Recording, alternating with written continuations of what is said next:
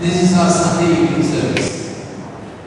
And when you come to our Sunday evening service, we like you to settle into the Sunday evening service. So don't move between two services. We have a Sunday morning service. But you have come here and you have been asked to come here because this is the best service for you. So don't shift between the two services. You who are here, this is the service designed for you. Now my reading today is from Acts chapter 26. And the title of my message is The Most Eligible Bachelor in Town. How do you like that for a message? The most eligible bachelor in town. Then the other title is Light Brighter Than the Sun. So I'm talking about the young man who had come to the peak of his career and he had attained the position that he prayed for, worked hard all his life, he trained himself for it, he was just there, the most favored young man of the head of state, and certainly the most favored young man in the political system of that town. And the town city was Jerusalem, and the young man was Saul. Acts chapter 26, verse 12. While thus occupied as I journeyed to Damascus with authority and commission from the chief priests, every day, O king, along the road I saw a light from heaven, brighter than the sun, shining around me.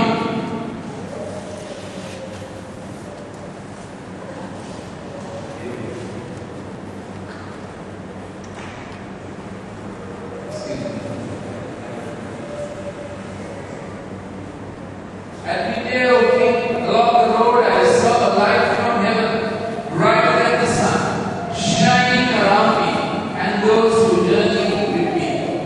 When we all had fallen to the ground, I heard a voice speak to me and saying in the Hebrew language, Saul, Saul, why are you persecuting me? It is hard for you to kick against the doors. So I said, Who are you, Lord? And he said, I am Jesus whom you are persecuting. But rise and stand on your feet, for I have appeared to you for this purpose, to make you a minister and a witness both of these things which you have seen and of the things which I will yet reveal to you. I will deliver you from Jewish people as well as from Gentiles, to whom I now send you, to open their eyes in order to turn them from darkness to light, and from the power of Satan to God, that they may receive forgiveness of sins and an inheritance among those who are sanctified by faith in me. Therefore, King Agrippa, I was not disobedient to the heavenly vision, but declared first to those in Damascus and in Jerusalem. Now as he thus made his defense, Festus said with a loud voice, Oh, you are beside yourself. Much learning is driving you mad. Then Agrippa said to Paul, You all persuade me to become a Christian. And Paul said, I look to God, that not only you, but also all who hear me today might become both almost and altogether. You say the almost and altogether. Such as I am, except for these chains. So this young man was Saul, and from his young days he trained himself with a one-track mission. He was focused and he trained himself for the most wanted and most desired profession, position of his time. Now, when you think of the city of Colombo, what would young men would like to train for in the city of Colombo?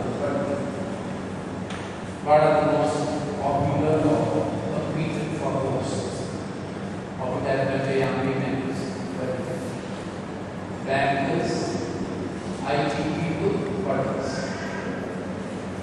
Marketers. In our time, it was doctors and lawyers and engineers, but now I don't think that's the way our people think. That's the city of London. What did they do? The most desired thing for a son or well-to-do family with good connection, was to become a priest or a theologian. Because Jerusalem was a theocracy. Whole of Israel was a theocracy. Of course, under the Roman yoke at that time, this story is set in about 35 AD, about 2 to 3 years after the birth of Christ. So Jerusalem, for a Jewish young person, the most desired place would be to become a theologian, become a scribe, or become a priest. Of course, only people of the tribe of Levi would become a priest. So Saul, who was of the tribe of Benjamin, he desired to become the best known theologian of his time. He was already a member of the ruling Sanhedrin. He was one of the most powerful 70 of Israel. He had got there. Not only that, he has sat under the feet of who? Gamaliel, the most respected theological teacher of the day. So when Paul began to later preach Christianity, some people wanted to kill him, other people said, no, he studied under Gamaliel, best teacher we have known in our time. Surely if this man, having studied under Gamaliel, the rabbi, is now saying Jesus Christ the Messiah, whom we crucified, something must have happened to him. Listen to him merely because he has studied under the feet of Gamaliel. That's how you should study under the feet of Gamaliel.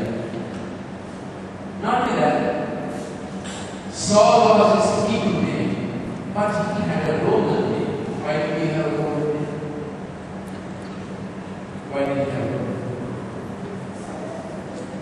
Because his family was so connected, though Jewish, his family had done some global service for the Roman Empire. They were given an honorary Roman citizenship. By the time Saul was born, he was born a citizen of Rome. So later when he was under interrogation, and the captain wanted to whip him. He said, "Are you going to whip a Roman citizen without a trial?" And the captain said, "Are you a Roman citizen?" He said, "I'm a Roman citizen by birth." Then the captain said, "I got this having paid a large sum of money, but Paul was a Roman citizen by birth." It was such a considered thing that Rome is by birth. The law of Rome, the Pax Romana protected him. That was Paul. Now he's on the way to Damascus because the chief priest said, "I want a man to expunge this scourge that has come to the city of Jerusalem." What was the scourge? Christians. So many in the city of Jerusalem and in other parts were turning to Christ, saying that Jesus Christ was not dead but living. And it wouldn't have been a problem if only the poor did that. They would have said, "These fellows are being bought with some," of course Israel would have worried, maybe with some millet or whatever they were bought. But the problem was that influential people were turning to Christ. So chief priest said, "Stop this. We have to stop this." Any Roman citizen, any Jewish citizen, anywhere in the world comes under the grip of the high priest. High priest in Jerusalem. A Jew, a Hebrew, maybe in Rome, maybe in Philadelphia, Laodicea, Ephesus, wherever it is. But under the Hebrew law of the high priest, if you violate your religion, you can be arrested and put into prison under Jerusalem law. If you understand, wherever you go. So Paul, having brought about in Jerusalem, now where was he going to Damascus? And the high priest said, "What is very important, ask of his country, reward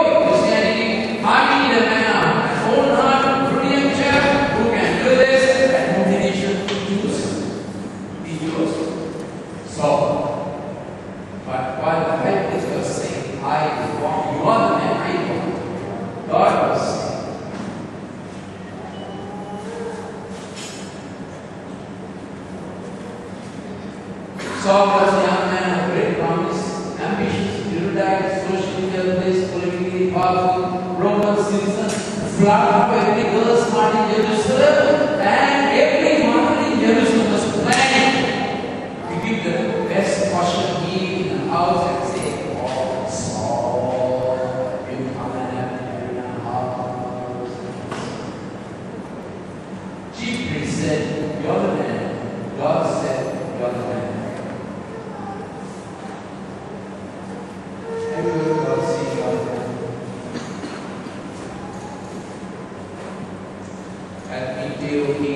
Paul has come to the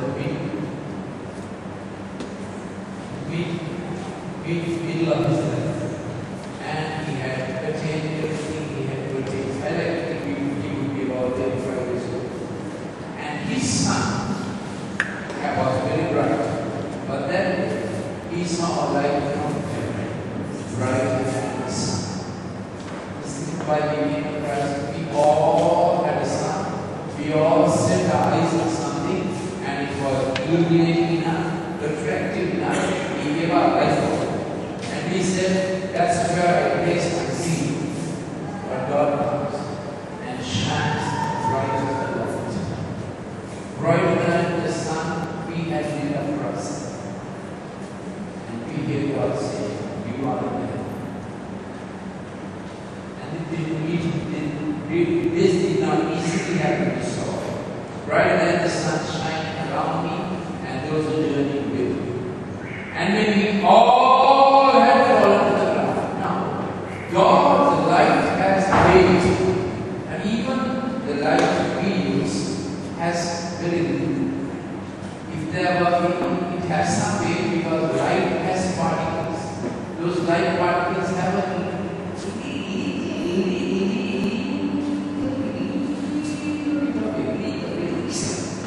but when God's light comes, it comes with God's glory. You see God's glory. God's glory is great. Whatever important, whatever weighty person you have become, when God's way comes, you will be floated like a wave. Aren't you happy? When we have to carry our own weight, so Lord Jesus Christ said, "Come unto me, ye that are weary and heavy laden, I will give you rest. Learn of me and be and load. Take upon you my yoke, my partnership, life with me, life alongside me, you alongside me, easy in heart, you to be one, and I will give you." God's glory is here. Imagine a river of just imagine 1 foot of water flowing. What is that? Now the cows part. 1 foot of water will flow water balance. What is that? Mercury stuff said at the moment. If mercury is to flow water balance, we will. What is that? Not the toxicity. What is that? Mercury is heavy. 13.7 is illegal. Lord, isn't it? So when God's glory comes, God's glory surrounds us, and we will be able. Mercury will carry us. God's glory will carry us. That's what happened to Saul. God's glory came and is representative of the high priest. Even in the Jewish language,